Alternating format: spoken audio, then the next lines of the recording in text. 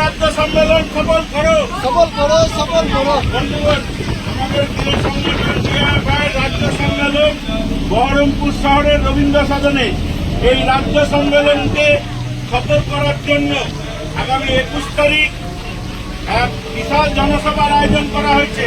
সেই জনসভায় প্রধান বক্তা হিসাবে উপস্থিত থাকবেন কমরেড মীনাক্ষী মুখার্জি ও প্রাক্তন সর্বভারতীয় সম্পাদক কমরেড মোহাম্মদ সেলিম। সেই জনসভায় আপনারা সকলেই উপস্থিত হবেন আমরা রাখছি এবং আমাদের এই সম্মেলনের সফলতার জন্য আপনারা আপনাদের সাধ্যমতো সাহায্যের হাত আমাদের কাছে বাড়িয়ে দেবেন। আমাদের কমরেডরা আপনাদের কাছে যাবে, আপনারা আপনাদের সাধ্যমতো যা পারবেন সাহায্যের হাত বাড়িয়ে দিবেন।